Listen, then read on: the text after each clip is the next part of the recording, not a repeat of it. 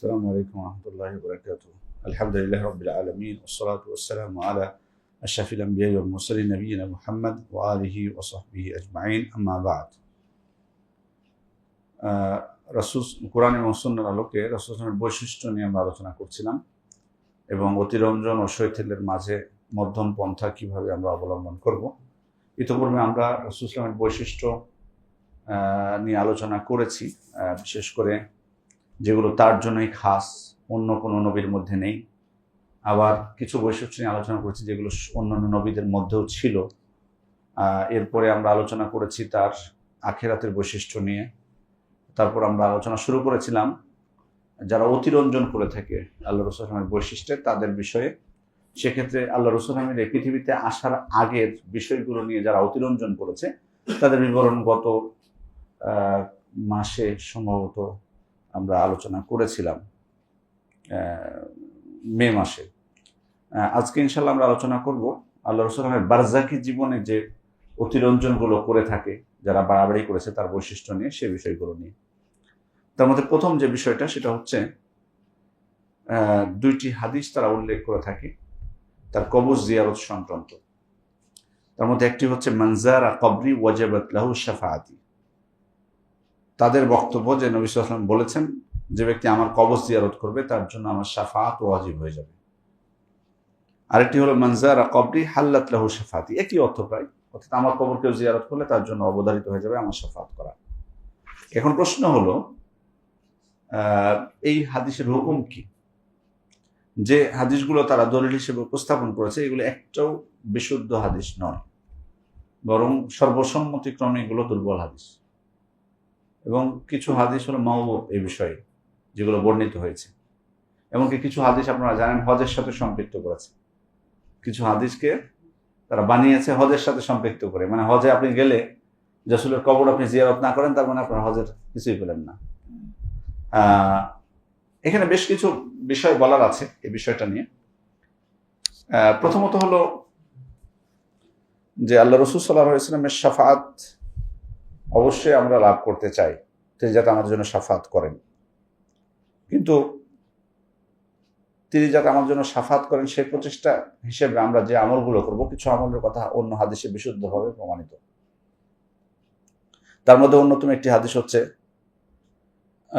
আবু হুরায়রা রাদিয়াল্লাহু থেকে বর্ণিত হাদিস, সহিহ বুখারীর একটি বর্ণনা। তিনি আল্লাহ রাসূল সাল্লাল্লাহু আলাইহি ওয়াসাল্লামকে জিজ্ঞেস করছেন মান আসআদুন নাসি বিশাফাআতিকা ইয়াউমাল কিয়ামা, অর্থাৎ কিয়ামতের দিন কে আপনার শাফাআত লাভে অধিক ধন্য হবে? তখন আল্লাহ রাসূল সাল্লাল্লাহু আলাইহি ওয়াসাল্লাম বলছেন লাকাদ যানানতু ইয়া আবা হুরায়রা আল্লা ইয়াসআলানি আন হাযাল হাদিস আহাদুন আউয়ালু মিনকা।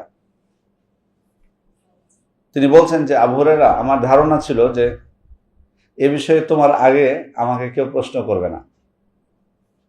আমার আগে থেকে আমার ধারণা ছিল যে এ বিষয়ে তোমার আগে আমাকে কেউ প্রশ্ন করবে না। লিমা রাআইতু মিন হিরসিকা আল হাদিস, কারণ হাদিসের প্রতি বা সুন্নাতের প্রতি তোমার যে আগ্রহ, যে উৎসাহ, সেটা দেখে আমি ধারণা করেছি।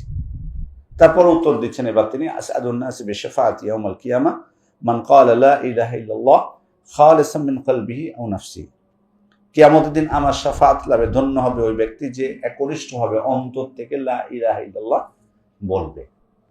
তাহলে এটা একটা পেলাম যে কেউ যদি লা ইলাহা ইল্লাল্লাহ একনিষ্ঠভাবে অন্তর থেকে বলে, লা ইলাহা ইল্লাল্লাহর শর্ত মেনে, তবে লা ইলাহা ইল্লাল্লাহর কারণ হবে কি, এটার ফলাফল হবে কি, আল্লাহ রাসূল সাল্লাল্লাহু আলাইহি ওয়াসাল্লাম আমাদের জন্য কিয়ামতের দিন শাফাআত করবেন।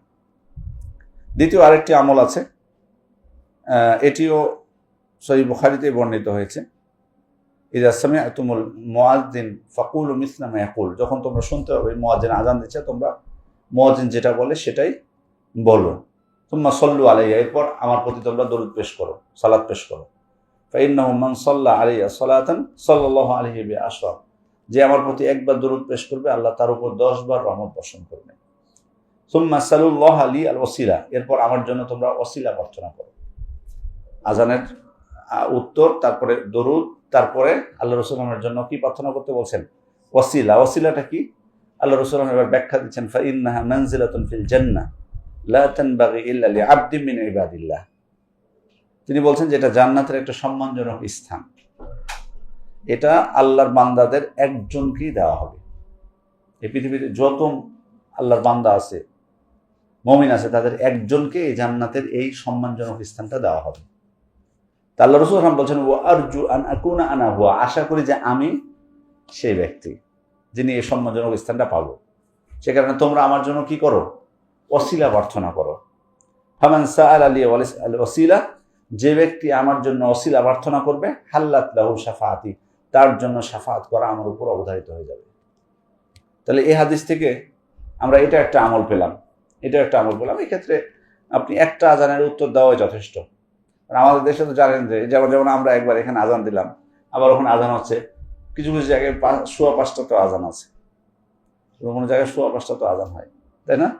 আমাদের দেশে আজান হতেই থাকে এই ওয়াক্ত হওয়ার পর থেকে ওয়াক্ত শেষ হওয়া পর্যন্ত। ফজরের সময় আপনি দেখবেন যে ফজরের জামাতে যখন যাচ্ছেন দেখবেন আজান শুনতে পাচ্ছেন, জামাতে দাঁড়াচ্ছেন, তা আমি কিছু কিছু সময় ফজরের সালাত পড়ে তো আমি আজান শুনতে পাই, বুঝি না ওটা কি। ফজরের সালাত পড়ে আমরা বের হয়, তারপর আজান শুনতে পাই। যাই হোক,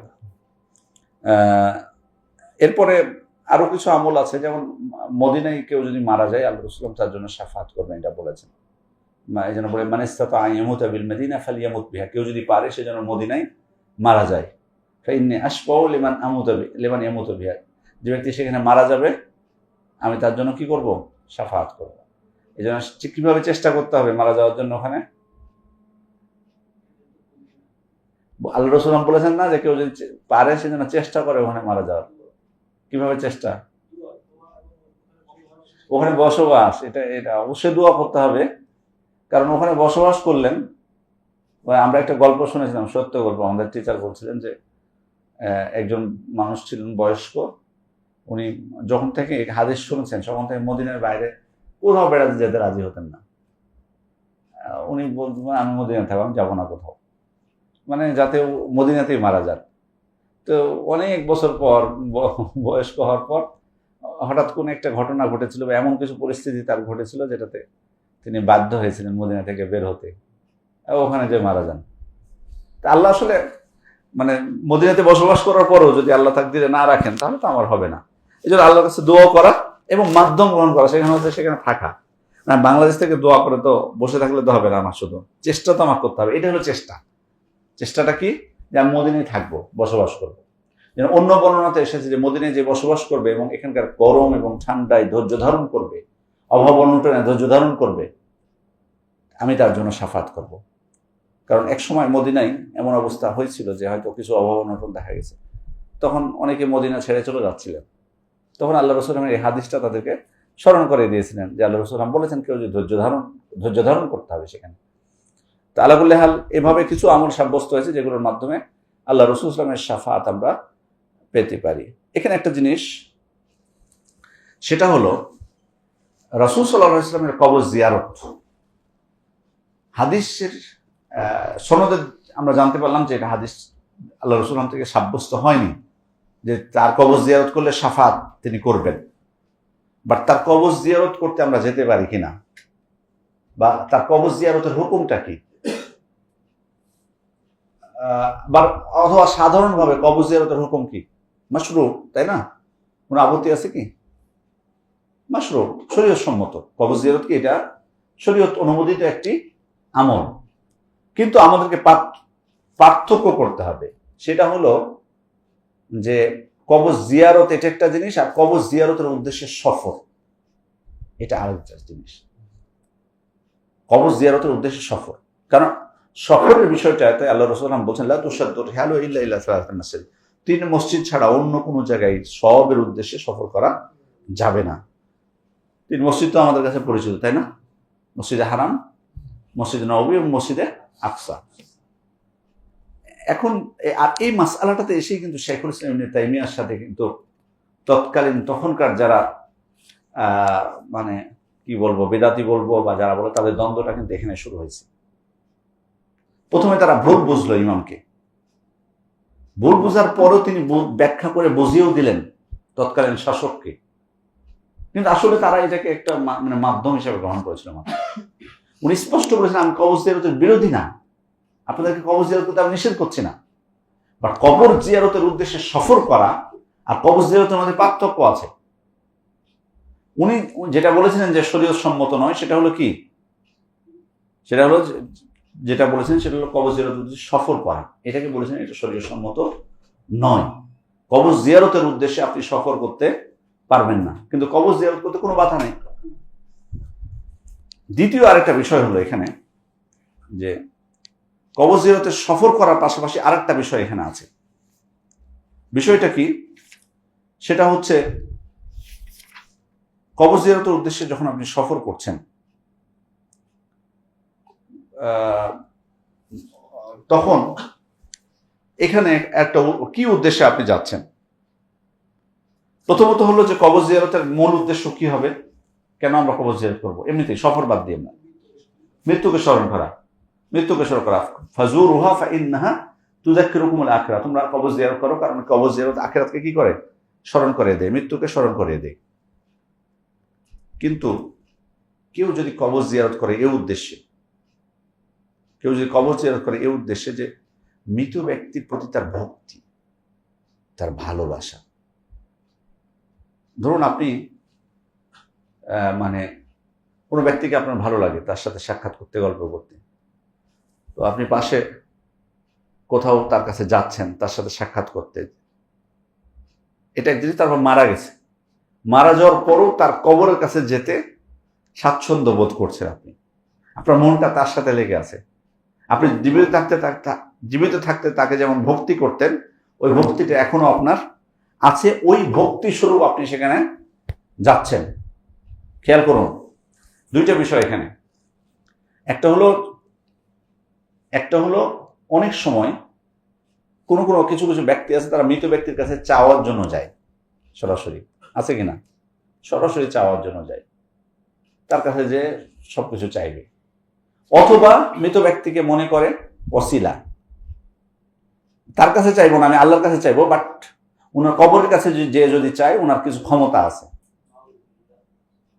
যেটা সাধারণত আমাদের দেশের মাজারগুলোতে বেশিরভাগই হয়ে থাকে। এটা বেশিরভাগ মানুষ যায় এই কারণে। দেখেন এই যে কোটি কোটি টাকা, এগুলো কোত্থেকে? 3 দিনে 18 লক্ষ টাকা উঠে যাচ্ছে। হ্যাঁ, 3 দিনে শুধু 3 দিনের টাকা হিসাব করছে, শুধু 3 দিনে 18 লক্ষ টাকা পাইছে। কি জন্য দেয় মানুষ এখানে? অন্য জায়গায় কেন দেয়? আপনার দিয়েছে কেন দেয় না? দান করে না কেন? ওখানে কেন দিচ্ছে? ঠিক না? এখানে দান করা তো দান, ওখানে শুধু দিচ্ছে কেন? ওই যে বিশ্বাস, এখান থেকে কিন্তু দিচ্ছে যে আমি যদি ওখানে দোয়া করি বা ওখানে মানত করি বা ওখানে আমি দান করি, তাহলে আমার এই উদ্দেশ্য সাধিত হবে, এই উদ্দেশ্যে দিচ্ছে। এটাও শিরক। আপনি যখন ধারণা করবেন যে মৃত ব্যক্তির কোনো ক্ষমতা আছে, তার কারিশমতি আছে, তার কারামত আছে, এটাও শিরক, এটা স্পষ্ট। তাহলে কেউ যায় শিরক করার জন্য, আবার কেউ যাচ্ছে ভক্তির কারণে। জীবিত অবস্থায় তাকে যেমন ভক্তি করতাম, আমার ওই ভক্তি স্বরূপ সেখানে যাচ্ছে, এটাও শরীয়ত সমর্থন করে না। আপনি যদি নাও চান, শুধু ভক্তি স্বরূপ আপনি কেন যাবেন? আপনি মহব্বত স্বরূপ তাকে তার সাথে এই করতে। এই জন্য এটা কিন্তু সাবধান, আমাদের মধ্যে অনেকে কিন্তু এই কারণে যায় কবর জিয়ারত করতে, তাকে ভালোবাসতাম, তাকে এই ভক্তি থেকে না, শুধু এই ভক্তি থেকে আপনার এই উদ্দেশ্যে যাওয়া যাবে না। শরীয়ত এটাকে অজীবও করেনি, মুস্তাহাবও করেনি, বৈধতাও দেয়নি এটার। বরং আমাকে আপনাকে যেতে হবে আখিরাতকে স্মরণ করার জন্য, মৃত্যুকে স্মরণ করার জন্য। ওখানে যে আমি মৃত ব্যক্তির জন্য দোয়া করবো, এটা আলাদা জিনিস, ওখানে যে দোয়া করবো, কিন্তু ভক্তি স্বরূপ নয়। তাহলে এই জিনিসটা আমাদের জন্য অত্যন্ত গুরুত্বপূর্ণ বিষয়, এই মাসালাগুলো। সেটা হলো, একটা হলো কি কবর জিয়ারত কোনো অসুবিধা, শরীয়তসম্মত কোনো অসুবিধা নেই কবর জিয়ারত করতে। কবর জিয়ারতের উদ্দেশ্যে সফর করা, এটা ইসলাম অনুমোদিত নয়। আর বিশেষ করে যদি সেখানে উদ্দেশ্য হয় যে মৃত ব্যক্তির কাছে কিছু চাওয়া, এটা তো স্পষ্ট শিরক। অথবা যদি উদ্দেশ্য হয় তার প্রতি ভক্তি, এটাও গ্রহণযোগ্য নয়। আর রাসূল সাল্লাল্লাহু আলাইহি ওয়াসাল্লামের কবর জিয়ারত করতে আপনি যখন মদিনায় চলে যাবেন, মদিনায় মসজিদে নববী আছে, সেখানকার উদ্দেশ্য তো আমি সফর করতে পারবো। তো মসজিদে নববীতে যখন আপনি চলে গেলেন, তখন রাসূল সাল্লাল্লাহু আলাইহি ওয়াসাল্লামের কবর জিয়ারত করতে আর কোনো বাধা নেই। যেহেতু মৃত্যুকে স্মরণ করলে, রাসূল সাল্লাল্লাহু আলাইহি ওয়াসাল্লামকে কবর দেখলে এটা বেশি আরো স্মরণ হবে। মৃত্যুকে, ওই জন্য উলামায়ে কেরাম বলছেন রাসূলের কবর জিয়ারত করলে মৃত্যুকে স্মরণ হওয়ার বিষয়টা আরো বেশি অত্যাধিক গুরুত্বপূর্ণ, প্রবল হবে। যে তিনি যখন মারা গেছেন যখন, তখন আমাদেরকেও কি আমাদের মৃত্যু হবে, মৃত্যু অবধারিত। রাসূল সাল্লাল্লাহু আলাইহি ওয়াসাল্লামের কবর, তার 2 সাথীর কবর আমি জিয়ারত করব। বাকিউল ওয়ারকাদ, যেটা জান্নাতুল বাকি আমরা বলি, সেই কবরস্থান আমরা জিয়ারত করব। তারপরে উহুদের ময়দানে যে 70 জন সাহাবীর কবর আছে, সেটা আমরা জিয়ারত করব। তখন আমার কোনো অসুবিধা নেই। কিন্তু আপনি বাংলাদেশ থেকে যদি এই নিয়তে যান যে বাকিউল গরকাত কবরস্থান জিয়ারত আমি যাচ্ছি, শুধু এই উদ্দেশ্যে, দেখেন এটা কি থাকবে না, তখন আর আমাদের জন্য বৈধতা থাকলো না। এই জিনিসটা অত্যন্ত গুরুত্বপূর্ণ। এই পার্থক্যটা না করার কারণে শাইখুল ইসলাম ইবনে তাইমিয়াকে ভুল বুঝেছিলেন তৎকালীনরা, এবং ওইটাই কিন্তু ছিল তার বিরোধিতা করার বা তাকে জেলে ঢোকানোর একটা ওয়াসিলা, মাধ্যম, সূচনাটা। তারপরে তো দেখলেন যে তাকে কি অবস্থায় তাকে মারা যেতে হলো জেলখানার মধ্যে। কিন্তু এটাই ছিল মূল ফ্যাক্ট, কিন্তু এখানে ছিল এটা। এবং উনি কিন্তু লিখিতভাবে স্পষ্ট করেছিলেন বিষয়টা, লিখিতভাবে স্পষ্ট করেছেন, কিন্তু তারা মানেনি। এরপরের যেটি বিষয় সেটি হচ্ছে যারা অতিরঞ্জন করেছে তারা যেটা বলে যে রাসূল কেউ যদি হজ করে, মানে হাজ্জাতুল ইসলাম, অর্থাৎ প্রথম হজ যেটা ফরজ হজ, ওয়া যারা কবরাহু, এবং রাসূলের কবর জিয়ারত করে, ওয়া গাজা গাজওয়াতান ওয়া সাল্লা আলাইহি ফি বাইতুল মাকদিস, এরপর লম্বা সফর করে যে বাইতুল মাকদেসে যে রাসূলের প্রতি দরুদ পেশ করে। লাম ইস, আমি হাদিসটা মানে তারা যেটা বলেছে, হাদিসটা হলো এরকম, মান হাজ্জাতুল ইসলাম ওয়া যারা কবরি, যে ব্যক্তি হজ করলো প্রথম হজ আর আমার কবর জিয়ারত করলো, এরপর লম্বা অভিযান চালিয়ে বা সফর করে বাইতুল মাকদিস গেল এবং সেখানে যে আমার প্রতি দরুদ পেশ করলো, লাম ইয়াসআলহুল্লাহু ফীমা ইফতারাদা আলাইহি, যদি এটা কেউ করতে পারে, খেয়াল করুন ফজিলত, কি করতে হবে, হজ করতে হবে। এই যে আমি বলেছি না হজের সাথে সম্পৃক্ত করেছে, হজ করে রাসূলের কবর জিয়ারত করবেন, এরপর ওখান থেকে কোথায় যাবেন, বাইতুল মাকদিস, সেখানে যে রাসূলের প্রতি দরুদ পেশ করবেন, তাহলে আল্লাহ তাআলা আপনার উপর যে কাজগুলো ফরজ করেছেন, যেগুলো করা এবং যেগুলো থেকে বিরত থাকা, এগুলো বিষয়ে কিয়ামত দিন আপনাকে আজ জিজ্ঞেস করবেন না। সুবহানাল্লাহটা কি হিসেবে বললেন, এত ফজিলত, এটা কিন্তু মানে এখনো কিন্তু বলি নাই যে এটা আসলে হাদিস কিনা, এটা আদৌ হাদিস কিনা, কারণ এই হাদিসের সনদ মুনকার, অগ্রহণযোগ্য। শুধু সনদ নিয়ে সমস্যা না, শুধু সনদ নিয়ে সমস্যা না, মতনেও সমস্যা আছে। মতনের সমস্যাটা ওলামা ইকরাম বলছেন, সনদ তো অগ্রহণযোগ্য, মতনের সমস্যা হচ্ছে এমন কোন আমল আছে যে আমল করলে মানে কোনো আমরা জিজ্ঞাসিত হব না। রাব্বিকা লানাসআলান্নাহুম আজমাইন, অর্থাৎ আপনার রবের শপথ, অবশ্যই আমি তাদের সবাইকে কি করব, জিজ্ঞেস করব। এখানে দেখুন কয়টা, চারটা তাকিদ আছে। কসম যেটা, তারপরে লামুত তাকিদ, এরপরে নুন তাওকিদিয়া লানাসআলান্না, এরপর হচ্ছে আজমাইন। চারটা তাকিদ আছে এখানে। আর কিয়ামতের দিনের বিষয় তো সালাতের উনি বলছেন কোন ফরজ কাজের হিসাব নেওয়া হবে না, অথচ আল্লাহ রাসূল বলছেন আউয়ালু মা ইউহাসাবু বিল আবদু ইয়াউমাল কিয়ামাহ as-সালাহ, প্রথম হিসাব হবে কিসের, সালাতের। ফাইন সালাহ সালাহ সাইর আমালি, যদি সালাত ঠিক থাকে তার সব আমল ঠিক থাকবে, আর সালাত না ঠিক থাকলে তার তার সব আমল বাতিল হয়ে যাবে। এখন প্রশ্ন হলো যে যিনি এই বর্ণনা করছেন বা এগুলোকে বিশ্বাস করে যারা প্রচার করে, তাদের কি অভিমত যে কেউ যদি মানে হজ করে রাসূলের কবর জিয়ারত করে বাইতুল মাকদিসে যায়, তাহলে আল্লাহ তাআলা তার তাওহীদ সম্পর্কে কিয়ামত দিন প্রশ্ন করবে না? মানে কেউ যদি শিরক করে কোনো অসুবিধা নেই, এই কাজটা করলে হলে, এই কাজ করে এসে আপনি মাজারে যেয়ে পড়ে থাকেন সারাদিন সিজদায়, কোনো অসুবিধা নেই, আল্লাহ প্রশ্ন করবে না। অথচ তার রাসূলকে আল্লাহ তাআলা কি বলছেন, লাকাদ উহিয়া ইলাইকা ওয়া ইলাল লাযিনা মিন ক্বাবলিক লা ইন আশরাকতা লা ইয়াহবাতান্না আমালুক, আপনি শিরক করলে আপনার সব আমল ধ্বংস হয়ে যাবে। অথবা কি মনে করে যে সালাত সিয়ামের কোনো হিসাব হবে না? তো সালাত হচ্ছে একজন মুসলিম একজন কাফেরের মধ্যে কি পার্থক্য? অথবা কি মানে উনি সারা জীবন যদি মদ পান করে, এরপরে যে কোনো প্রকার হারামে লিপ্ত থাকে, কোনো অসুবিধা নেই সারা জীবন, এটাই তো বোঝা যাচ্ছে এখানে। কারণ আল্লাহ তাআলা আপনাকে প্রশ্ন করবেন না, মুক্ত আপনি এটা থেকে। আসলে মূলত এটা উদ্দেশ্য নয়। এই জন্য এই বিষয় থেকেও সতর্ক থাকাটা আমাদের জন্য জরুরি। এরপরে তারা যেটা বলে থাকে সেটা হলো আল্লাহ রাসূল নামের ক্ষেত্রে, যে তিনি সরাসরি বলি, তারা এখানে কিছু কসিদাও আছে, আমি কসিদার দিকে যাচ্ছি না, তারা তাদের বইগুলোতে উল্লেখ করেছে। সেটা হলো আল্লাহ রাসূল নাম পাপ মোচন করেন এবং ক্ষমা করে দেন বান্দার। আল্লাহ রাসূল সাল্লাল্লাহু আলাইহি ওয়াসাল্লাম কি করেন? পাপ মোচন করেন এবং ক্ষমা করে দেন। আচ্ছা, আমি একটা বিষয় বলি, সেটা হলো যে কেন করতে পারবেন না আল্লাহ রাসূল সাল্লাল্লাহু আলাইহি ওয়াসাল্লাম পাপ মোচন? এখানে তো একটা প্রশ্ন আছে, তাদের যুক্তি আছে। আল্লাহ রাসূল পাপ মোচন কেন করতে পারবেন না? চলুন একটা আপনাদেরকে ঘটনা শোনাই।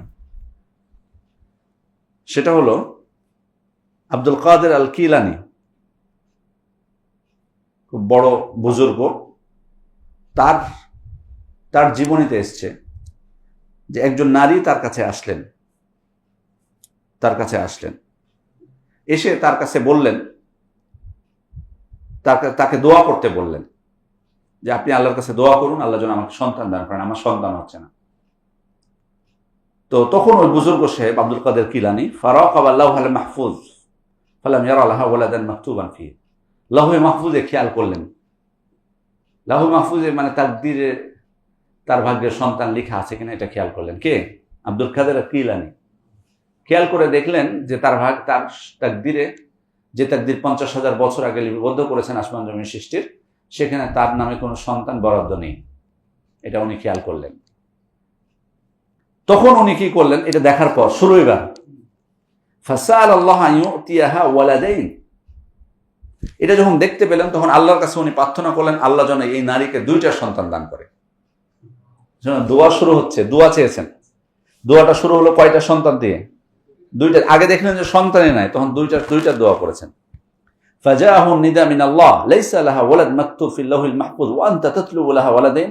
এবার আওয়াজ আসলো আল্লাহর পক্ষ থেকে যে তার ভাগ্যে লাহুল মাহফুজে একটা সন্তানও লিপিবদ্ধ নয়, অথচ তুমি 2টা দাবি করছো, 2টা চাচ্ছ তুমি। ফাসাল আল্লাহ আন ইউতিয়াহা সালাসাতা আওলাদ, এই জবাব যখন আল্লাহর পক্ষ থেকে আসলো তখন আল্লাহর কাছে সে 3টা সন্তান চাইলো এই নারীর জন্য। খেয়াল করেন ঘটনা। এবার আবার আল্লাহর পক্ষ থেকে আওয়াজ আসলো যে ওর ভাগ্যে সন্তানই লেখা নেই আর তুমি 3টা চাচ্ছ। এরপরে তখন উনি 4টা চাইলেন। আবার আওয়াজ আসলো, আবার তখন উনি 5টা সন্তান চাইলেন। এরপর আবার আসলো, তখন 6টা সন্তান চাইলেন। আবার আসলো, তখন 7 সন্তান চাইলেন। তখন শেষবার 7টা যখন চেয়েছেন তখন এবার আওয়াজ আসতেছে ইয়াকফি ইয়া গাউস লা তাতলুবু জিয়াদা, যথেষ্ট হয়েছে, এর বেশি তুমি চাইও না। বলছে ফাবি হাদিহিল ইশারা জাআতিল বিশারা বিইতাইল্লাহি লাহা সাবআত আওলাদ যুকুর। এই কথাতে বোঝা গেল যে আল্লাহ তাকে 7টা সন্তান দিবেন, কারণ উনি জিয়াদা চাইতে, অতিরিক্ত চাইতে কি নিষেধ করেছেন। ফাআতাহাল গাউস মিকদারাম মিনাত তুরাব, এরপরে তাকে কিছু মাটি দিলেন এই বুজুর্গ সাহেব, এই মহিলাকে। ওই মাটিটা কোন একটা কিছুতে রেখে তাবিজের মতো করে তাকে ঝুলিয়ে দিতে বললেন। ফাআকরামাহা আল্লাহু বিসাবআতি আওলাদ যুকুর, 7টা ছেলে সন্তান দিলেন আল্লাহ তাকে এই তাবিজ ঝুলানোর জন্য। ওবাদা মুদ্দাতিন ফাসাদা তাকাদুহা ফি হাক্কিল গাউস, এবার ঘটনা 7 সন্তান কিন্তু এবার পেয়ে গেছে। ঘটনা শেষ হয়নি এখনো, আপনারা মনে করছেন শেষ হয়নি এখনো। 7 সন্তান পেয়ে গেছে। 7 সন্তান পাওয়ার পর কোন এক কারণে এই নারীর ওই বুজুর্গের প্রতি একটু বিশ্বাসটা দুর্বল হয়ে গেছে। যে কোনো ঘটনাকে কেন্দ্র করে হোক, আগে তার বিশ্বাসটা একটু প্রবল ছিল না, নাহলে চাইতে যাবে কেন? একটু দুর্বল হয়ে গেছে, মনে মনে দুর্বল, যে কেমন বুজুর্গ। হয়তো তার মনে হয়েছে, ধরেন যে খুব হয় না, যেমন ভূমিকম্প হচ্ছে খুব দেশে বা ইয়ে হচ্ছে, কি করে সবই লাউহে মাহফুজে যা আছে সবই যদি দেখতে পারে তা আটকাতে পারে না। ধরেন যে কোনো কারণে হোক, এর মনে হয়েছে যে ব্যাপারটা কি, যেমন মনে হয়েছে সাথে সাথে তার ওই 7 সন্তান মারা গেছে। ওর অন্তরে তার প্রতি একটু বিশ্বাসটা দুর্বল হয়ে গেলে 7 সন্তান সাথে সাথেই মারা গেছে। তখন এই মহিলা পড়েছে বিপদে, বুঝে গেছে। তখন দৌড় দিয়েছে আবার বুজুর্গের কাছে, যে তখন তার কাছে আকুতি মিনতি করছে যে আমার বড় ভুল হয়ে গেছে, এ হয়েছে ও হয়েছে। তখন বুজুর্গ শেষ পর্যন্ত আকুতি মিনতি করার জন্য উনি বলছে, ঠিক আছে, তুমি যদি আমার ব্যাপারে তোমার যদি বিশ্বাসটা প্রবল হয়ে থাকে, এখন ফিরে যদি এসে থাকো তোমার ওই দুর্বল বিশ্বাস থেকে, তবে তুমি বাড়িতে যাও, সমাধান হয়ে যাবে। বাড়িতে যে দেখে সবাই জীবিত বসে আছে।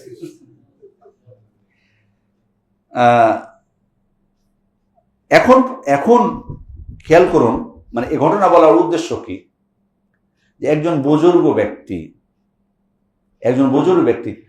যে বিষয়টা আল্লাহ তাআলা আসমান জমিন সৃষ্টির 50,000 বছর আগে লিপিবদ্ধ করেছেন, যে তাকদীর, এবং যেটার ক্ষেত্রে বলা হয়েছে জাফফাতুস রুফিআতিল আকলাম ও জাফফাতিস সুহুফ, কলম সমূহ উঠিয়ে নেওয়া হয়েছে আর কালি শুকিয়ে গেছে, যেখানে বলা হয়েছে বলা হচ্ছে, তার মানে ওইটা আর পরিবর্তনের কোনো সুযোগ নাই, পরিবর্তন হবে না। সেখানে আব্দুল কাদের কিলানি যেভাবেই হোক না কেন পরিবর্তন করে ফেলছে, সেখানে আমাদের নবী সাল্লাল্লাহু আলাইহি ওয়াসাল্লাম তিনি পারবেন না কেন? এখানে মানে দলিলটা হলো এখানে, দলিলটা এখানে। আব্দুল কাদের কিলানির মতো ব্যক্তি যদি পারে, তাহলে আমাদের নবী পারবেন না কেন? আমরা কি জবাব দিব? আল্লাহ ছাড়া কেউ বান্দার পাপ মোচন করতে পারে? তিনি একমাত্র মোচন, গাফিরিয যামবি কাবিলিত তাওব শাদীদুল ইকাব। আল্লাহ তাআলা পাপ মোচনকারী, তিনি তওবা কবুলকারী এবং তিনি কঠোর শাস্তিদাতা এবং অনুগ্রহ বর্ষণকারী। কুলিয়া ইবাদিয়াল্লাযিনা আসরাফু আলা আনফুসিহিম লা তাকনাতু মির রাহমাতিল্লাহ। আমার বান্দারা, তোমরা যারা নিজেদের উপর জুলুম করেছো, তোমরা আল্লাহর রহমত থেকে নিরাশ হও না। ইন্নাল্লাহা ইয়াগফিরু যুনুবা জামিআ, নিশ্চয়ই আল্লাহ সকল পাপ ক্ষমা করে দেন।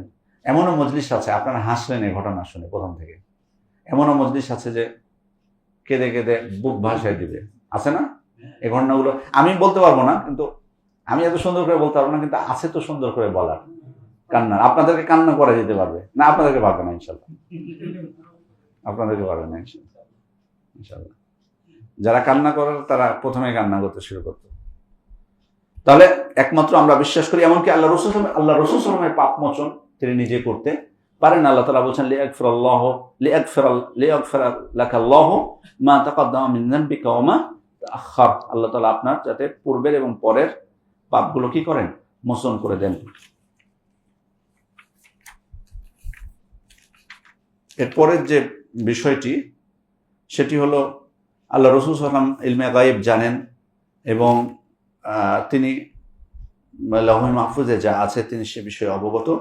কিন্তু আমরা এই বিষয়ে এর আগেও বলেছি যে আল্লাহ রাসূল সাল্লাল্লাহু আলাইহি ওয়াসাল্লাম গায়েবের খবর জানতেন না। গায়েবের খবর একমাত্র জানেন কে? কুল্লা ইয়ালামু মান ফিস সামাওয়াতি ওয়াল আরদিল গায়বা ইল্লাল্লাহ। এবং আল্লাহ রাসূল সাল্লাল্লাহু আলাইহি ওয়াসাল্লামকে আল্লাহ তাআলা বলতে বলেছেন, ওয়ালাউ কুনতু আ'লামুল গায়বা লাস্তাকতারতু মিনাল খায়র। আমি যদি গায়েবের খবর জানতাম, আমি বেশি বেশি কল্যাণের কাজ করতাম। এবং স্পষ্টভাবে আল্লাহ রাসূল নাকচ করেছেন।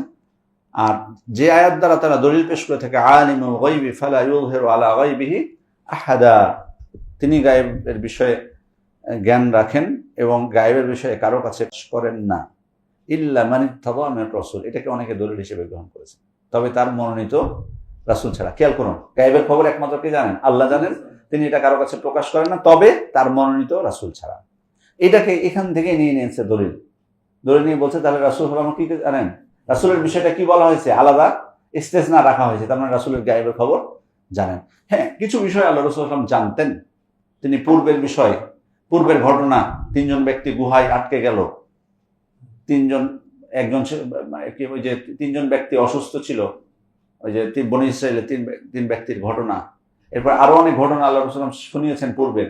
কোথা থেকে বানিয়েছেন? নিজে না, তিনি ওই বিষয় ভবিষ্যতে কি ঘটবে, এটা ঘটবে কিয়ামতের আগে, এটা হবে ওইটা হবে, এগুলো আল্লাহ রাসূল সাল্লাল্লাহু আলাইহি ওয়াসাল্লাম কোত্থেকে বলেছেন? ওহীর মাধ্যমেই বলেছেন।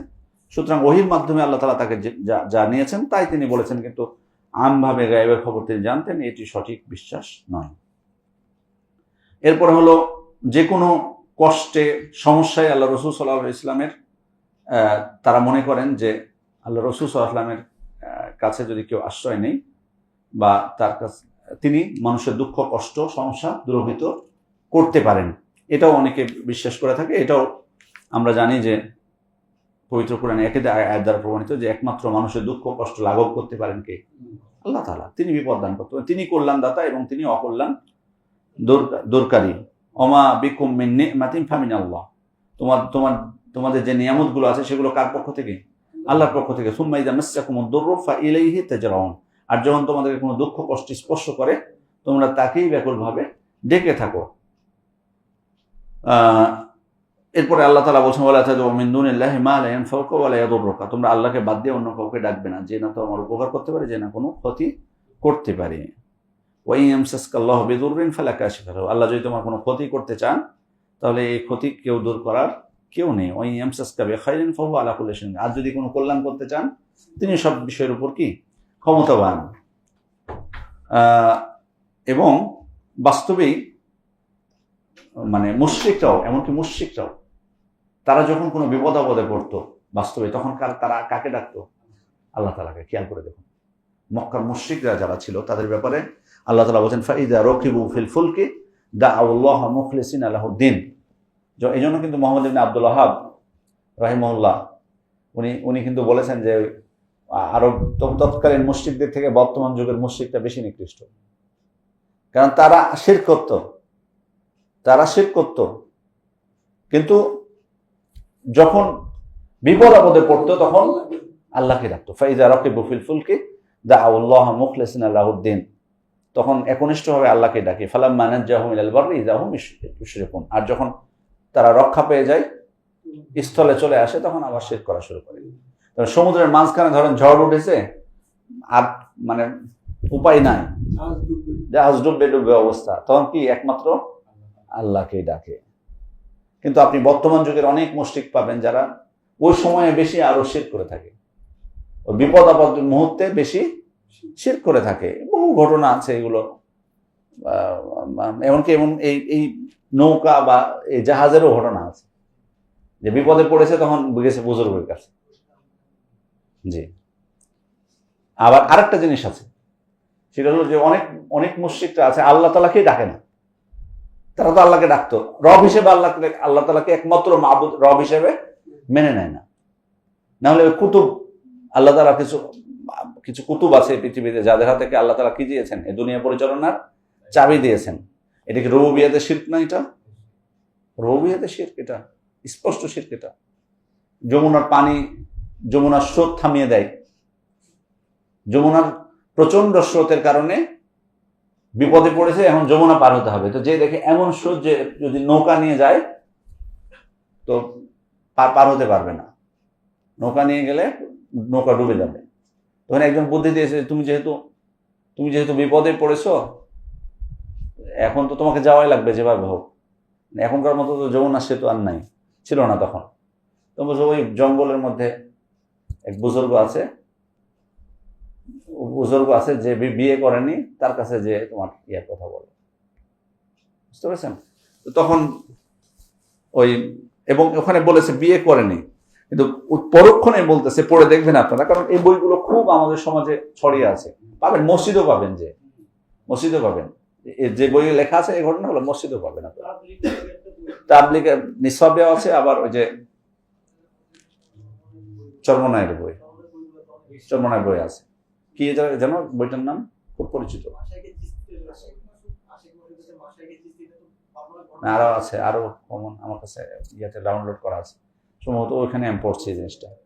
যাই হোক, খুব প্রসিদ্ধ বই, খেয়াল করে দেখুন। সেখানে তারপর যে দেখে জঙ্গলের মধ্যে স্ত্রী সন্তান নিয়ে বসে আছে, প্রথমে বললো যে বিয়ে করেনি। আমার এই জিনিসটা খুব অবাক লেগেছে। প্রথমে বললো বিয়ে শাদী করেনি কখনো, আবার যে বলে স্ত্রী সন্তান, প্রথমে যে তার স্ত্রীর সাথে কখনো মিলিত হয়নি, আবার পরক্ষণে বলছে যে স্ত্রীর সন্তান নিয়ে বসে আছে। সন্তান আসলো কোত্থেকে? আচ্ছা, যাই হোক, ধরে নিলাম যে হয়তো নিয়েছে বাঘ দত্তা কি বলে না, দত্তক হয়তো ধরে নিলাম। যাই হোক, আচ্ছা, এত তারপরে যখন আবার বলে দিয়েছে যে ওর কাছে যে যখন বলবা রেগে যাবে, রাগলেও তুমি অধৈর্য হবা না, তুমি বলবা না আমার জন্য কিছু করে। তারপরে যা করা করেছে, এরপরে তো সমুদ্রের কি যমুনার পানি থামাই দিয়েছে, এই করেছে ওই করেছে। এখানেও শিরকটা কিন্তু রুবুবিয়্যাতে শিরক, এখানে এই শিরকও কিন্তু রুবুবিয়্যাতে শিরক।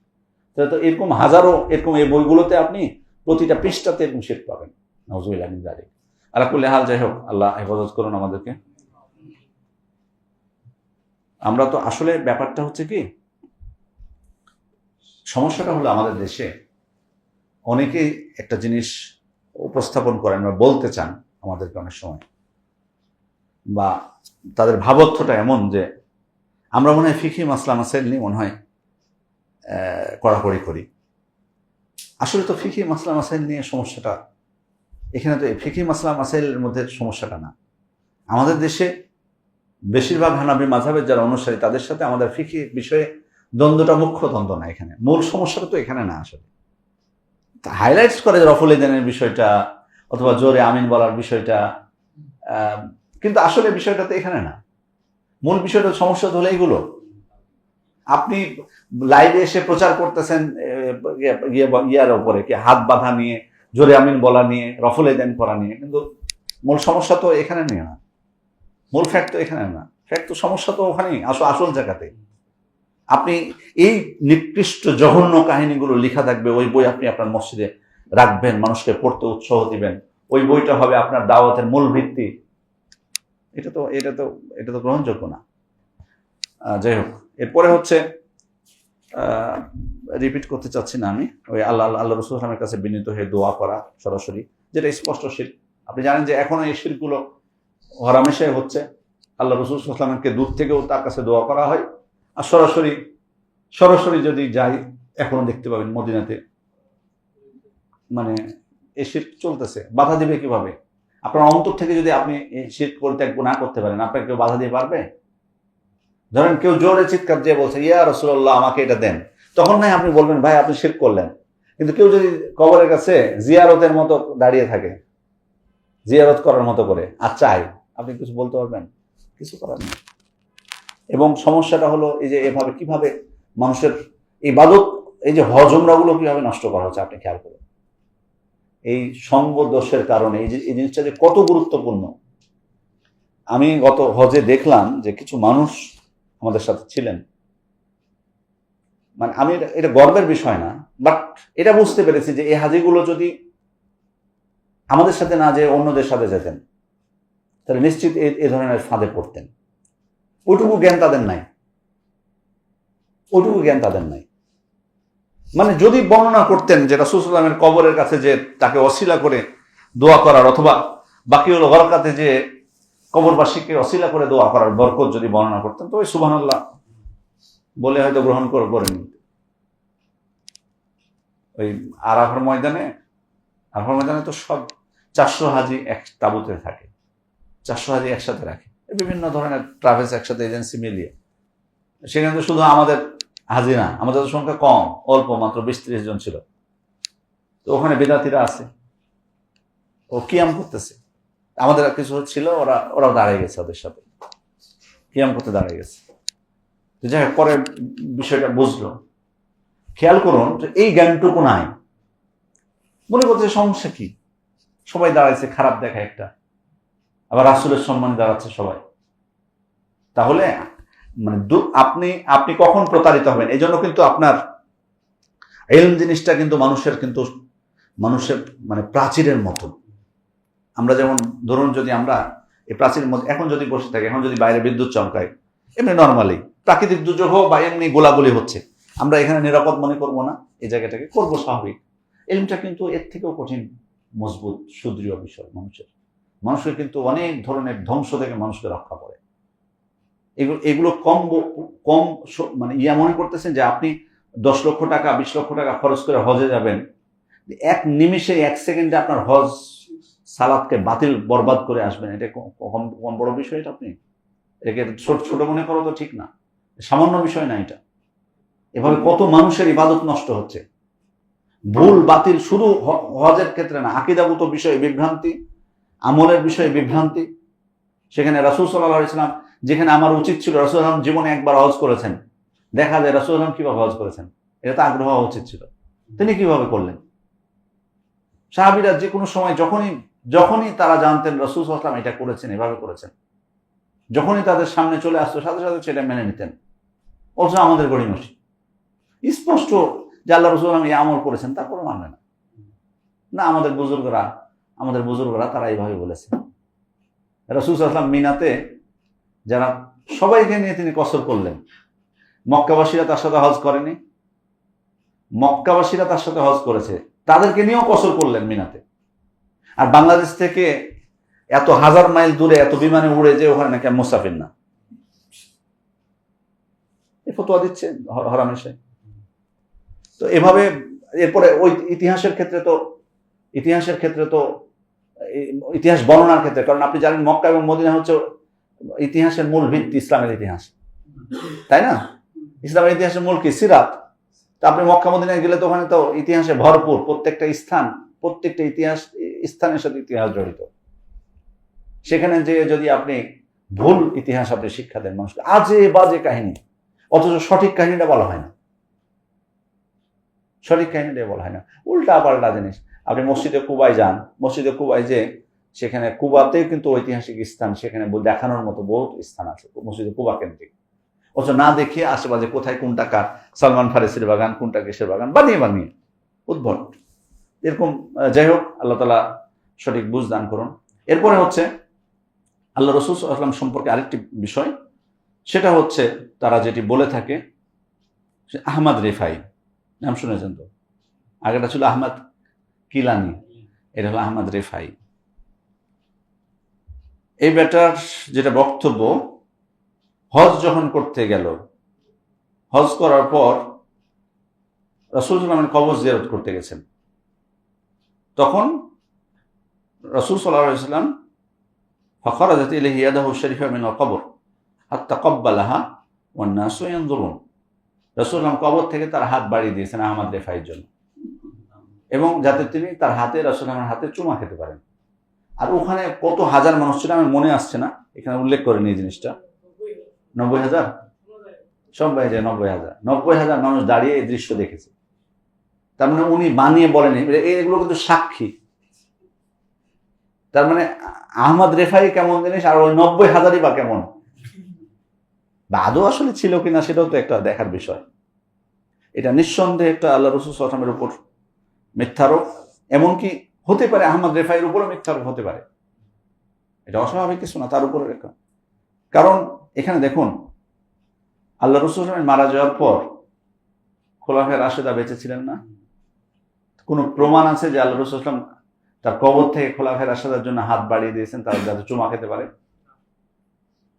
তা নিশ্চয়ই খোলাফায়ে রাশেদা আল্লাহ রাসূল সাল্লাল্লাহু আলাইহি ওয়াসাল্লামের কাছে বেশি প্রিয় ছিল আহমদ রেফাইয়ের থেকে। সাহাবীরা আল্লাহ যারা ছিলেন তারা আল্লাহ রাসূল সাল্লাল্লাহু আলাইহি ওয়াসাল্লামের কাছে বেশি প্রিয় না? আয়েশা রাদিয়াল্লাহু আনহা তার প্রিয় স্ত্রী রাদিয়াল্লাহু আনহা, যাকে বলেছেন যে তিনি সব থেকে তাকে বেশি, তার প্রিয় মানুষকে আয়েশা, তার পিতা হচ্ছে, আর পুরুষদের মধ্যে তার পিতা। তো আয়েশা রাদিয়াল্লাহু আনহা অনেকদিন বাঁচেননি রাসূলের মৃত্যুর পর, তো একবারও তিনি হাত বাড়িয়ে দিলেন না, আহমদ রেফাইয়ের জন্য বাড়িয়ে দিলেন। স্পষ্ট মিথ্যা। এমনকি মিথ্যার আরেকটা বড় প্রমাণ হলো যে রাসূল সাল্লাল্লাহু আলাইহি ওয়াসাল্লাম জীবিত অবস্থাতে এমন কোনো প্রমাণ আছে যে তার কাছে কেউ সাক্ষাৎ করতে গেলে তিনি হাত বাড়িয়ে তাকে চুমা খেতে বলতেন হাত দিয়ে? খেয়াল করুন, এখানে জীবিত অবস্থায় কোনো প্রমাণ নেই। তো যিনি জীবিত অবস্থাতে হাত বাড়িয়ে দিলেন না, মৃত্যুর পরে আবার হাত বাড়িয়ে দিয়েছেন, তা আবার আহমদ রেফাইয়ের জন্য। যাই হোক, তারপরে আহমদ রেফাইয়ের জীবনী যারা বর্ণনা করেছে তাদের মধ্যে কেউ, এমনকি তার ক্ষেত্রে যারা অতিরঞ্জন করেছে অনেক, তাদেরও কেউ কিন্তু এই ঘটনা বর্ণনা করেনি, শুধুমাত্র বর্ণনা করেছে সুবকি। জি,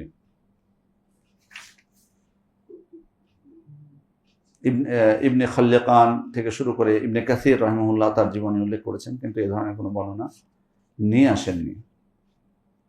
এরপরে হলো আরেকটা গুরুত্বপূর্ণ মাসআলা, এটা একটু দেখার বিষয়, সেটা হলো যে রাসূল সাল্লাল্লাহু আলাইহি ওয়াসাল্লামকে দুনিয়াতে জাগ্রত অবস্থায় দেখা, রাসূল সাল্লাল্লাহু আলাইহি ওয়াসাল্লামকে দুনিয়াতে জাগ্রত অবস্থায় দেখা।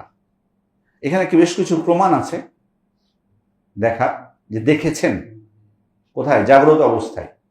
বাট তারা একটা শক্তিশালী দলিল নিয়ে এসছে, এটা অত্যন্ত গুরুত্বপূর্ণ, এটা হয়তো বা আমাদেরকে বোঝা দরকার আছে জিনিসটা। দলিলটা কি তারা দিয়েছে? সহিহ বুখারীর বর্ণনা, খেয়াল করবেন এটা। মান রাআনি ফিল মানাম ফাসায়ারানি ফিল ইয়াকাযা। হাদিসটা এরকম, যে ব্যক্তি আমাকে ঘুমন্ত অবস্থায় দেখলো সে অচিরেই আমাকে জাগ্রত অবস্থায় দেখবে। বর্ণনা কিন্তু সহিহ বুখারীর। ওয়ালা ইয়াতামাসসালু শাইতানু বি, শয়তান আমার আকৃতি ধারণ করতে পারে না। খেয়াল করেছেন দলিল কি শক্তিশালী কম? আবার সহিহ বুখারীর বর্ণনা কি? আবার বলছি, মান রাআনি ফিল মানাম, যে ব্যক্তি আমাকে স্বপ্নে দেখলো, ফাসায়ারানি ফিল ইয়াকাযা, সে আমাকে কিসে দেখবে? অচিরেই জাগ্রত অবস্থায় দেখবে, আর শয়তান আমার আকৃতি ধারণ করতে পারে না। তাহলে এই হাদিস, এটা আপনাদের কি মনে হয় যে প্রমাণিত হচ্ছে না যে দেখতে পাওয়া যাবে সরাসরি দুনিয়াতে জাগ্রত অবস্থায়? আপনারা কেউ দেখেছেন এখানে যারা দেখেননি? স্বপ্নে দেখেছেন? স্বপ্নে এই জন্য দেখতে পাননি, স্বপ্নে দেখলে দেখতে পাওয়া যাবে, এটা এই অনুযায়ী। আচ্ছা, এখন বিষয়টা হলো এই যে এখানে তারা বলতেছে, আমি যাচ্ছি এই হাদিসের দিকে যাচ্ছি, যে আবুল মাওয়াহিব আশ-শাযিলি নিজের কথা বলছেন যে রাআইতু রাসূলুল্লাহ সাল্লাল্লাহু আলাইহি ওয়াসাল্লাম, আমি আল্লাহ রাসূলকে দেখতে পেলাম, সাক্ষাৎ হলো। তখন রাসূলুল্লাহ আমাকে বললেন লাস্তু বিমাইয়িত, তিনি আমাকে বললেন যে আমি মৃত নই, বরং আমার মৃত্যু আমাকে আড়াল করেছে তাদের থেকে যারা আল্লাহর বিষয়ে জ্ঞান রাখে না। সুতরাং কেউ যদি আল্লাহর বিষয়ে জ্ঞান রাখে সে আমাকে দেখতে পাবে, আমি তাকে দেখতে পাবো। এটা কার কথা? আবুল মাওয়াহিব আশ-শাযিলির কথা।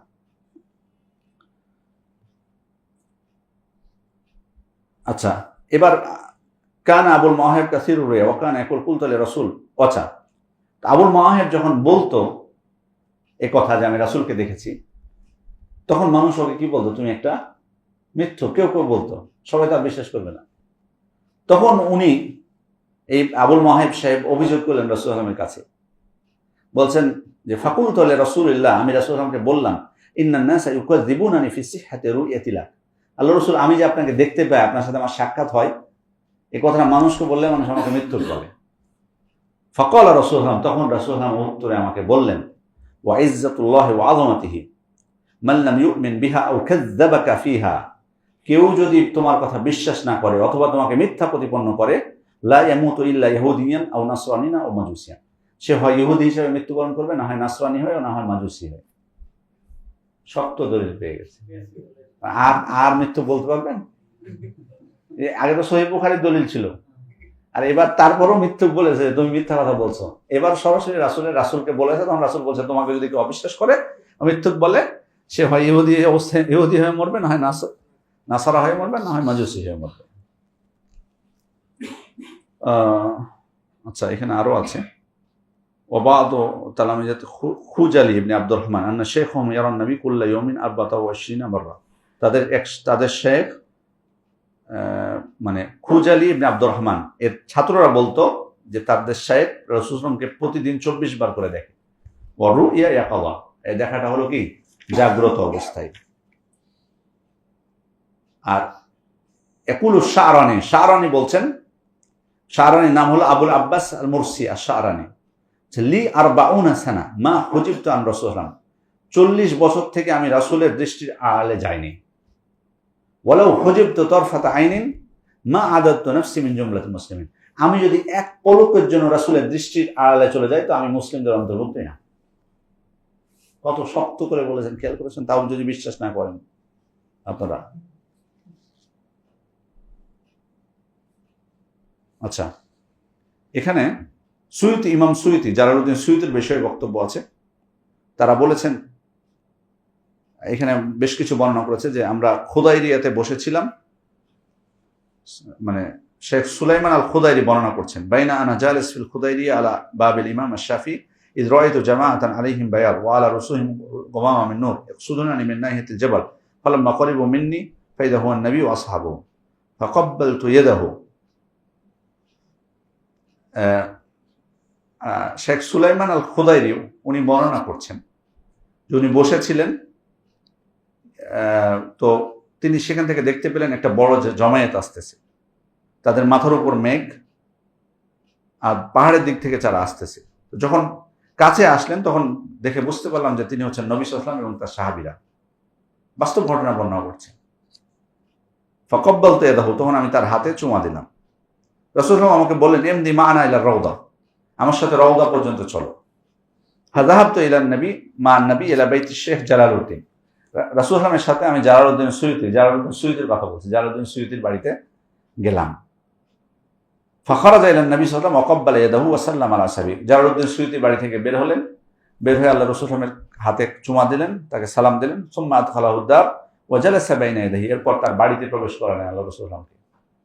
ফাসারা শেখ জালালউদ্দিন ইয়াসআলু নবী সাল্লাল্লাহু আলাইহি ওয়া সাল্লাম বা'দ আল হাদিস ওয়া হুয়া ইয়াকুল হাতি ইয়া শাইখ সুন্নাহ, এরপর জালালউদ্দিন সুয়ুতি আল্লাহ রাসূলকে হাদিস শোনাতে লাগলেন, আর আল্লাহ রাসূল একটার পর হাদিস শুনতেছিলেন। এরকম অসংখ্য বর্ণনা এখানে তারা নিয়ে আসছেন, এগুলো আসলে বলার প্রয়োজন মনে করছি না, এগুলো বাস্তব প্রমাণ। এখন আমাদের মনে প্রশ্ন থেকে, এগুলো তো মিথ্যা ব্যাপারে কোনো সন্দেহ আছে?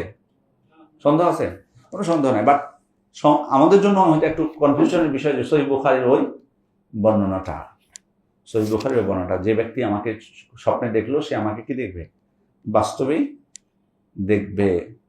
শয়তান আমার রূপ ধারণ করতে পারে না। আপনাদের কি মনে হয় এই বিষয়ে? শুনছেন এই বিষয়ে কোনদিন কোনো জবাব?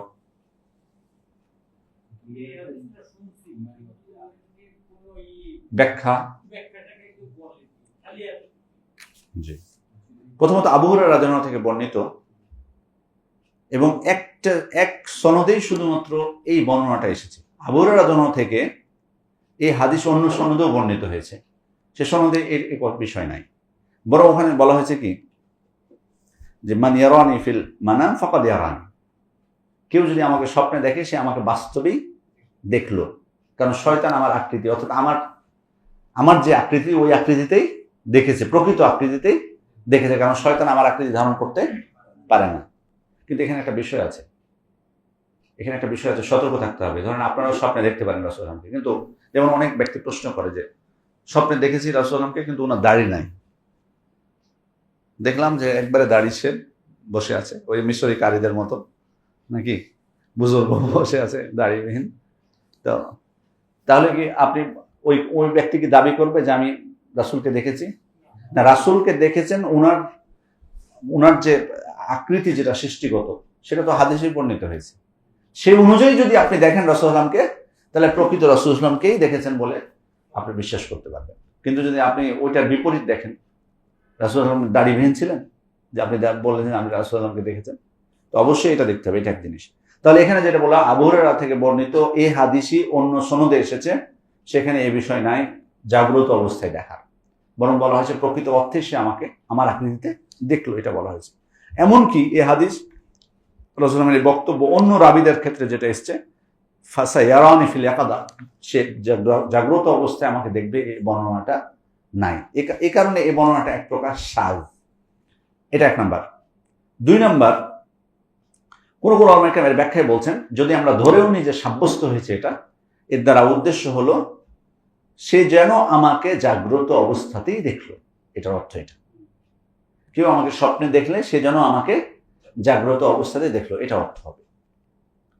অথবা আল্লাহ রাসূলের এই বক্তব্য তার সময়ে যারা ঈমান এনেছিল কিন্তু তখনও তার সাথে সাক্ষাৎ হয়নি, তাদের ব্যাপারে বলেছেন। বুঝতে পেরেছেন? যে তার প্রতি ঈমান এনেছে কিন্তু এখনো তার সাথে সাক্ষাৎ হয়নি, তাদের ব্যাপারে বলেছেন যে স্বপ্নে দেখে থাকলে অচিরে আমাকে কি দেখতে পাবে, কারণ রাসূল তখনও জীবিত। অথবা কোন উলামায়ে কেরাম বলছেন যে ফাসায়ারানি ফিল ইয়াকাযা, জাগ্রত অবস্থায় দেখবে, এটা কিয়ামতের দিন, আখিরাত দিবস। অথবা এর ব্যাখ্যায় কেউ কেউ বলছেন যে রাসূল দেখা বলতে তার সুন্নাতকে দেখতে পাবে, অর্থাৎ হেদায়েত প্রাপ্ত হবে, এটা উদ্দেশ্য। কিন্তু যদি আমাকে স্বপ্নে দেখে সে হেদায়েত প্রাপ্ত হবে, এটা উদ্দেশ্য হতে পারে। এভাবে অনেক উলামায়ে কেরাম এই হাদিসের এই বর্ণনাটার ব্যাখ্যা করেছেন। সঠিক ব্যাখ্যা আল্লাহু আ'লাম, আল্লাহ তাআলাই অধিক অবগত। আর আরো কিছু তারা বলে থাকে যে তাদের, আপনারা জানেন যে বিশ্বাসগুলো আছে যে তারা সুফিরা, তারা তাদের যে জিকিরের মাজলিস, সেখানে আল্লাহ রাসূল এসে উপস্থিত হন, এই কারণে ওরা দাঁড়িয়ে যায়, এই ধরনের বিষয় বর্ণনা। এগুলোর মাধ্যমে আসলে তারা মূলত তাদের যে বিদাতগুলো, এই বিদাতগুলোকে জায়েজ করার চেষ্টা করেছে মাত্র। কারণ হচ্ছে, এবং এগুলোর মাধ্যমে কিন্তু আপনি খেয়াল করে দেখুন, এখন যদি তারা অনেক আমল তারা নতুন সৃষ্টি করেছে, আমলগুলো নতুন সৃষ্টি করে তারা বোঝাতে চেয়েছে যে আমরা এই আমলগুলো করেছি, রাসূল সরাসরি হাজির হয়ে আমাদেরকে কি স্বীকৃতি দিয়েছেন। এখন তাহলে প্রশ্ন হলো, যদি তাদের কথা আপনি বিশ্বাস করেন, রাসূল কি তার রিসালাতের দায়িত্ব পালন করতে মানে খেয়ানত করেছেন? নাউযুবিল্লাহ। সাহাবীদেরকে তিনি বলেননি, এত যুগ পরে এসে তোমাকে বলতেছে, আল্লাহ তাআলা তাকে রিসালাতের দায়িত্ব সাহাবীদের মধ্যে তখনকার তিনি বেঁচে থাকা অবস্থায় পালন করতে বলেননি, তবু তিনি তাহলে গোপন করেছেন। আর আরেকটা বিষয় হবে যে, হলো যে আল্লাহ তাআলা যদি তার প্রতি, তাদের দাবি অনুযায়ী যে তিনি জীবিত যখন ছিলেন সাহাবা ইকরামের যুগে, তখন আল্লাহ ওহী করেননি তার প্রতি, ওহী করেছেন কি পরে, এখানে ধরা খাবে এ কথা বলে। কারণ আল্লাহ তাআলা আয়াত নাযিল করেছেন, আল-ইয়াওমা আকমালতু লাকুম দীনাকুম ওয়া আতমামতু আলাইকুম নি'মাতি। এটা কখন নাযিল হয়েছে? এটা 10ম হিজরিতে না, আরাফাত দিন? আরাফার ময়দানে এটা নাজিল হয়েছে। আল্লাহ দিনকে পরিপূর্ণ করে দিয়েছেন। আল্লাহ দিনকে পরিপূর্ণ করে দিয়েছেন, উনি ঘোষণা দিয়েছেন আগে, আর তারপরে আবার আল্লাহ রসুলের প্রতি নতুনভাবে এই বিধান প্রণয়ন করবেন। তাহলে এই আয়াতের সাথে কি হচ্ছে, সামঞ্জস্য হচ্ছে? এই আয়াতকেও তারা মিথ্যা প্রতিপন্ন করেছে। এখন বিষয়টা হলো যে মূলত আসলে যে বিধানগুলো তারা আবিষ্কার করেছে বা প্রণয়ন করেছে, যে দিনের নামে যেগুলো প্রচার করেছে, এগুলো আসলে দিনের প্রকৃত দিনের অন্তর্ভুক্ত নয়, বরং হলো আহমদ তিজানি ওই ব্যক্তির নাম, ওই তিজানি ধর্ম এটা বলতে পারেন। এগুলো হলো কি তিজানি ধর্মের বিষয় যেগুলো তারা আবিষ্কার করেছে। যাই হোক, এভাবে আল্লাহ রসুল সাল্লাল্লাহু আলাইহি ওয়াসাল্লামের নামে অতিরঞ্জন তার যে বারজাকি জীবন, এভাবে বহু অতিরঞ্জন করা হয়েছে, তার বৈশিষ্ট্যের ব্যাপারে, তার ব্যাপারে মিথ্যারোপ করা হয়েছে। আল্লাহ তাআলার কাছে আমরা দোয়া করবো, আল্লাহ যেন আমাদেরকে এগুলো থেকে হেফাজত করেন এবং রাসূল সাল্লাল্লাহু আলাইহি ওয়াসাল্লামের যে প্রকৃত মর্যাদা, যে প্রকৃত বৈশিষ্ট্য যেগুলো বর্ণিত হয়েছে তার ব্যাপারে, সেগুলোই শুধুমাত্র যাতে আমরা অনুসরণ করি এবং যে বাকি যেগুলো প্রচার করা হয় সেগুলোর বিষয়ে আমরা সতর্ক থাকি, মানুষকেও আমরা সতর্ক করব। কারণ এখানে যেমন তার বৈশিষ্ট্যের ক্ষেত্রে বা তার মর্যাদার বিষয়ে মর্যাদা হানি করারও মানুষ আছে, তেমনি অতিরঞ্জন করারও মানুষ আছে। দুইটাই নিন্দনীয়। বরং আমাদের দায়িত্ব হচ্ছে কোরআন এবং সুন্নাহয় তার বৈশিষ্ট্যের বিষয়ে যেটুকু বর্ণিত হয়েছে সেটুকুই শুধুমাত্র কি বিশ্বাস করা, এর বেশি অতিরিক্ত করার কোনো সুযোগ নেই। সামনের ক্লাসে ইনশাল্লাহ আমরা আলোচনা করব তার ক্ষেত্রে যারা শৈথিল্যতা করেছে রাসূলুল্লাহ হকের ক্ষেত্রে, তাদের বিষয় নিয়ে আমরা আলোচনা করবো। বিশেষ করে কাদিয়ানি সহ যারা আছে বিভিন্ন বিভ্রান্তকর গোষ্ঠী, তাদের বিষয়ে আলোচনা করবো বিইজনিল্লাহ। কোনো প্রশ্ন আছে আপনাদের? জি।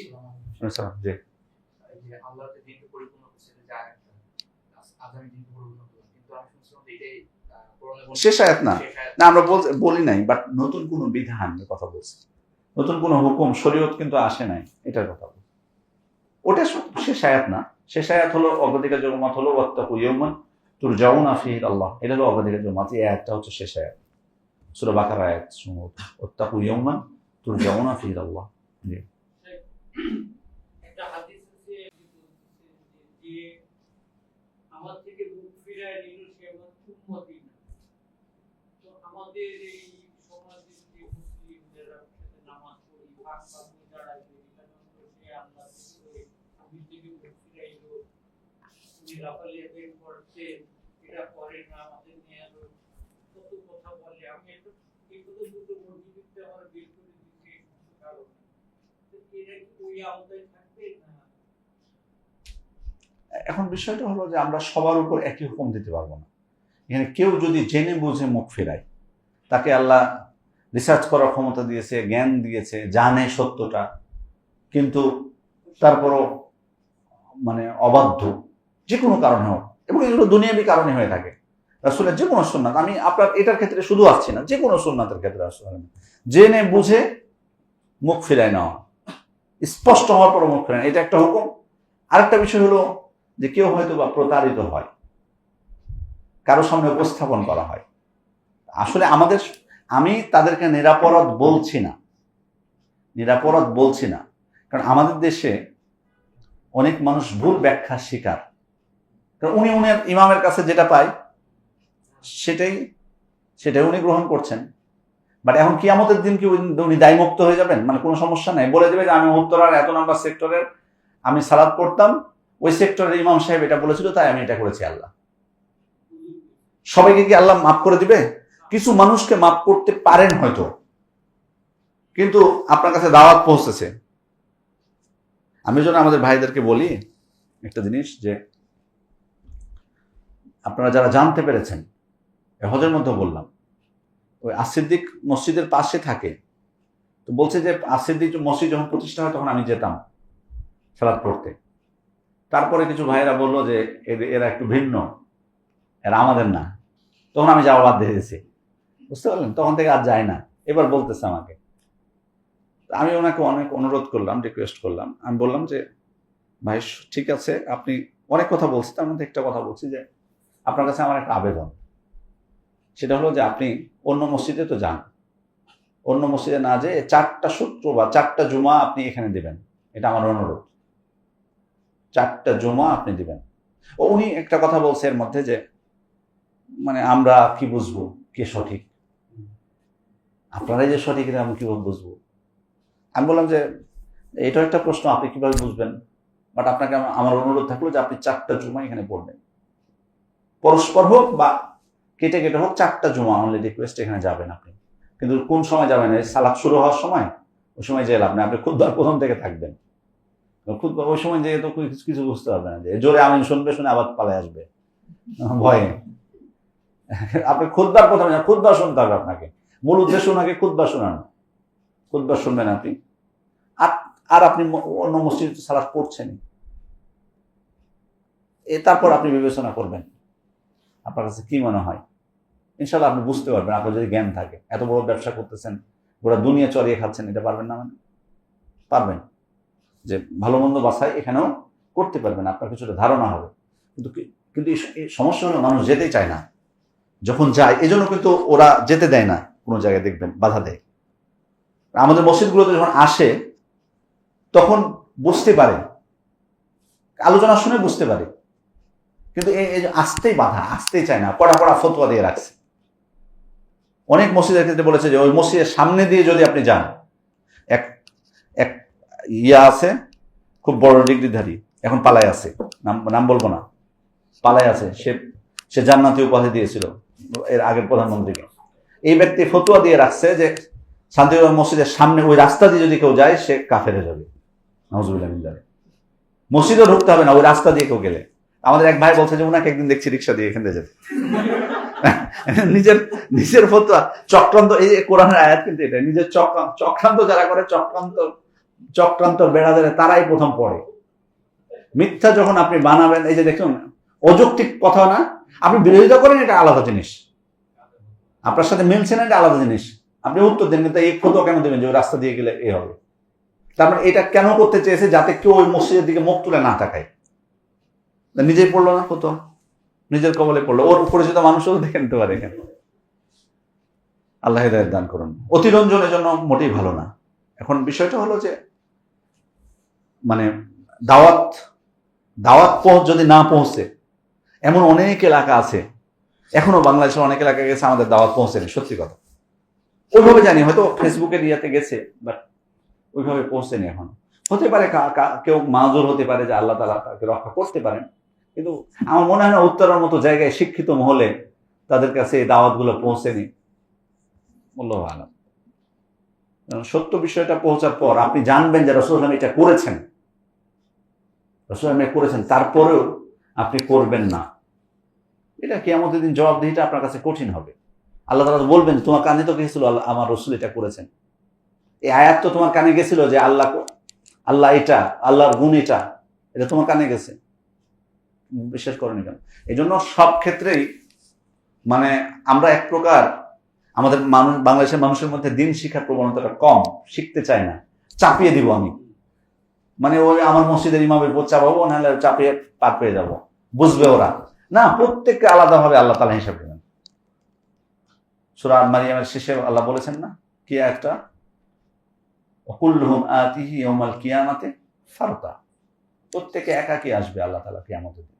এত সহজ না যে চাপিয়ে দিবেন আরেকজনের উপর, সহজে পার পেয়ে যাবেন, এত সহজ না।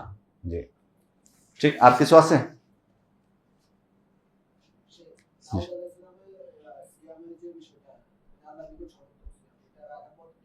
একদিন রাখবেন, একদিন ছেড়ে দেবেন, কিভাবে?